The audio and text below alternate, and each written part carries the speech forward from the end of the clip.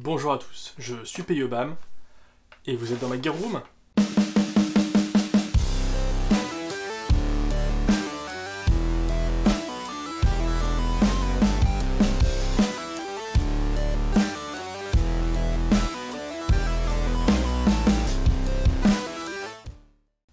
Aujourd'hui, on se retrouve pour continuer à upgrader ce gilet, donc le Noble 4 de chez Hussard.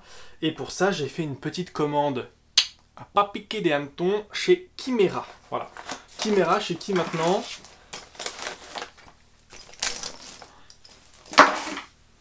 Donc Chimera, chez qui maintenant vous pouvez aussi commander cette ceinture, donc la Core Essentielle. Ce sera pas avec cette boucle là, ça c'est la boucle B1, eux ils ont la B2, mais bon.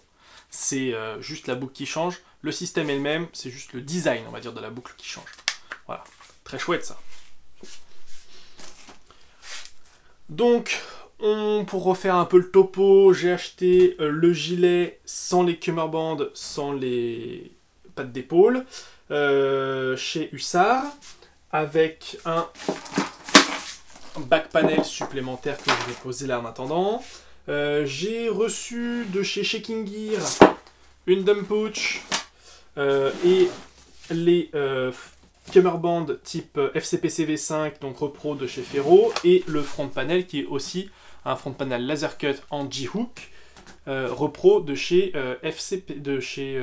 Ferro Concept. J'ai aussi reçu de chez Tacmat mes pattes d'épaule en Ranger Green de chez Ferro, ainsi que les 3 AC, donc les mini boucles Cobra, ici de chez Ferro, pour que ce soit en dégrafage rapide. Voilà. Très bien ça, très très bien. Et maintenant qu'on a un front panel, ce serait bien c'est de pouvoir mettre des chargeurs, des trucs dessus, quoi. Voilà. Et c'est là que Chimera intervient. Alors, qu'est-ce qu'on a? Qu'est-ce que j'ai là? J'ai un petit mot. J'ai une petite, voilà, un petit logo Chimera, des petits stickers parce que ça fait toujours plaisir les petits stickers, moi j'adore. Et ça c'est pour moi, ça ne vous regarde pas. Alors on a 2 trucs à l'intérieur. Le premier, ça va être ça. Donc c'est, ça faisait longtemps que je voulais le tester. Donc voilà, ça faisait longtemps que je voulais le tester. C'est Chimera qui le tune. Donc à la base c'est un Kiwi S-Tac, sauf que ils ont coupé là, mis du velcro, du bazar pour pouvoir le mettre à 45 degrés, donc il faut choisir la bonne main, hein. Moi main gauche, donc voilà, pour la ceinture. Et dessus j'ai un gros aimant qui permet de tenir un deuxième chargeur posé. Je vais essayer de vous trouver ça. Le principe c'est donc qu'il y ait un chargeur dedans. Oh la vache, c'est... Faut falloir que ça se rôde, hein. Que les chargeurs de pistolet, de PA Airsoft ont des petites pins ici là qui font que ça bloque un peu des fois. Voilà. Donc ça c'est à 45, donc ça va être comme ça pour avoir pour l'attraper plus facilement on va dire, voilà. Ça me fait bizarre, je les ai toujours attrapés comme ça. Du coup c'était logique. Dans ce sens là, il va falloir que je le traîne et vous pouvez mettre. Ah! C'est pas aimanté. Faudra voir si...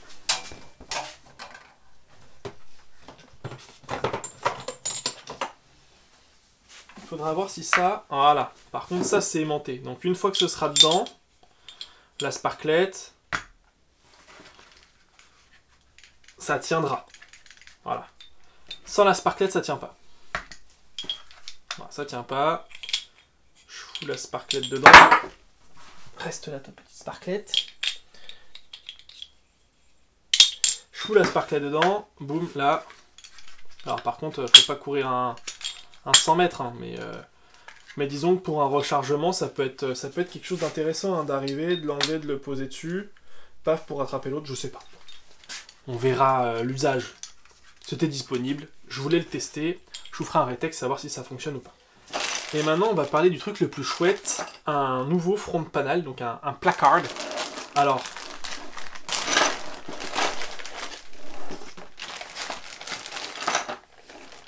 c'est une Obtainium Gear qui fait ça. Voilà, un autre petit sticker, parce que j'aime les stickers. Ça coûte une couille, hein, voilà, faut pas se mentir. Mais ça a la particularité d'avoir des inserts en thermoplastique. Et du coup, dedans, vous pouvez mettre un chargeur ici et rajouter du matos là. Donc, soit un chargeur de PA, ça peut rentrer par-dessus un chargeur de fusil d'assaut. Voilà, ça c'est jouable. On peut mettre normalement garrot, tourniquet. On peut mettre scialume, on peut mettre stylo, on peut mettre plein de merdier. Voilà, donc ça je trouvais ça cool. Et c'est vendu avec plein d'accessoires pour pouvoir l'utiliser en chest rig. Voilà, donc c'est pour ça qu'il y a une partie ici qui permet de couvrir le velcro mal pour pas niquer les fringues. C'est vendu avec beaucoup de boucles. Donc ça c'est des boucles qui sont des boucles femelles qui vont normalement ici pour le passer en chest rig. Voilà, donc vous avez 4, donc 1, 2, 3, 4.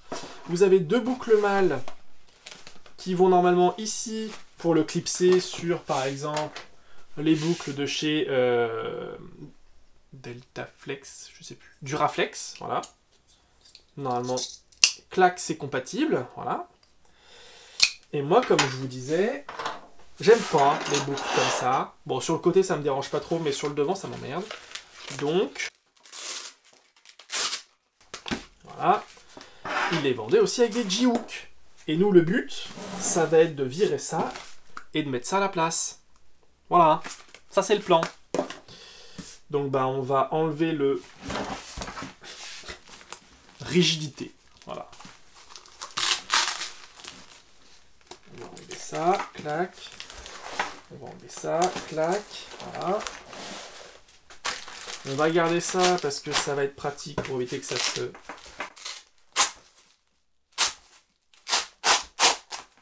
Voilà, reflète dessus tout seul. Ça dessus, voilà. On va enlever le premier G-Hook, le deuxième. Ça, on va le garder de côté, hein. Ça servira bien à un moment ou à un autre. Et maintenant, donc ça, on va le dérouler. On va faire passer le crochet à l'intérieur. Clac. Normalement. Allez. Voilà. Si on veut vraiment le sécuriser, on peut aussi le faire passer dans le deuxième.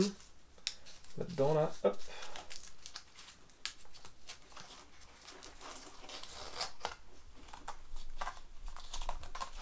Voilà. Et après, il va falloir régler la hauteur. On va voir ça après. Tac. Dans ce sens-là, on fait passer dans le premier. Hop. Tac. On fait passer dans le premier et dans le second. Mets un peu de place.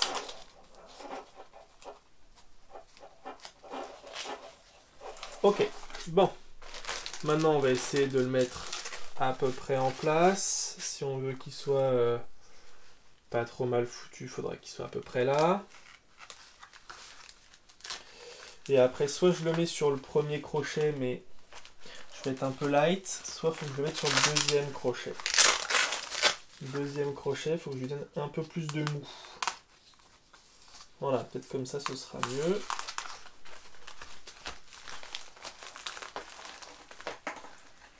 Voilà, pour le deuxième crochet, je suis bien. Donc ce qu'on va faire, c'est qu'on va passer le deuxième crochet dedans. Si j'y arrive. Ça saoule, voilà. Et ce que je peux faire aussi, c'est ça. Hein. Je le descends au max, hop. Ça, je le ferme pour pas qu'il m'embête. J'ai dit, pour pas m'embêter, je fous un crochet du deuxième côté, un crochet du deuxième côté. Comme ça, mes crochets sont mis. Et maintenant, je peux régler ma hauteur grâce à ça. Et en vrai, c'est plutôt malin. Alors maintenant, si je dis que moi, je veux que ce soit pile à hauteur ici. Hop. Tac. Comment ça donne quoi? Peut-être un poil bas. On va essayer de le resserrer un peu. Voilà. Hop.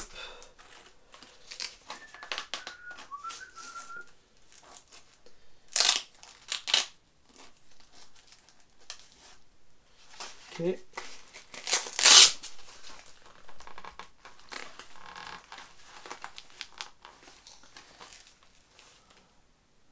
Poil trop serré. On va le desserrer un petit peu. Bon, faut encore le desserrer. Voilà. Ici, je pense qu'on est pas mal.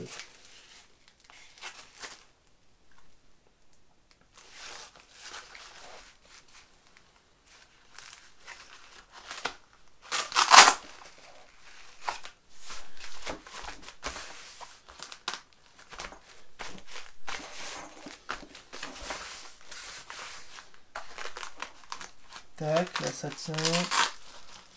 tient bien, là ça tient bien, voilà. Tac. Voilà, bon, ça je le fous là. Je vais aller chercher des chargeurs de M4, alors, parce que j'y ai. Voilà. Premier clic. Ça c'est vraiment vachement bien. C'est super low profile en plus. Voilà. Et du coup, je peux mettre un chargeur,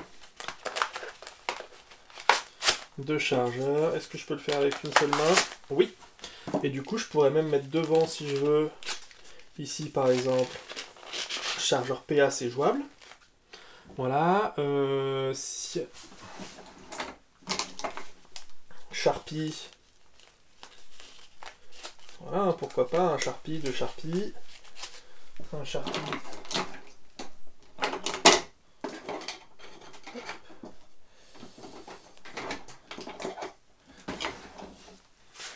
Un Sharpie, deux Sharpie. Des Cialumes, c'est pareil, ça passe aussi, voilà. Et du coup, bah c'est... hop. Ça pose pas spécialement de soucis, quoi. Avec l'insert en thermoplastique, c'est nickel. Et que peut-être que lui, qui pourrait être un peu chiant à mettre avec le PA, mais ça le fait, quoi. Et pour le chargeur PA, un peu touchy, mais peut-être que dans ce cas-là, il faudrait que je le mette dans l'autre sens. Peut-être que dans ce sens-là, ce serait mieux à attraper. Voilà. Donc ça, pour du stockage, c'est pas un rechargement d'urgence sur le PA, mais pour le stockage, ça le fait. Hein. Pareil pour les petits Sharpies, c'est nickel, ça. Voilà, donc ça, avec les PTS, ça marche bien. Et avec les chargeurs de M4 GBBR de chez Maori, donc la MWS, ça pose pas de soucis. Le seul truc, c'est qu'ici, on a les lèvres qui sont apparentes, donc il faudra faire gaffe si on se roule par terre de pas foutre trop de merde dedans. Mais sinon,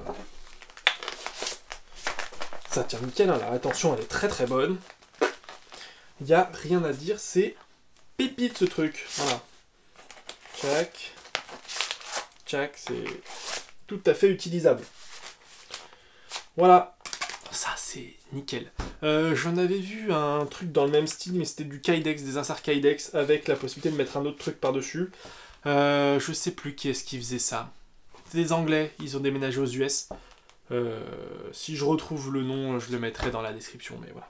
Eh bien écoutez, j'espère que cet unboxing est mis en place et normalement dernier upgrade du gilet. Ah non, il restera le dos à faire. Mais pour le dos, j'ai pas encore choisi non plus. D'ici à ce que toutes ces vidéos là soient sorties, je pense que le choix sera fait. Petit forçage rapide, hein.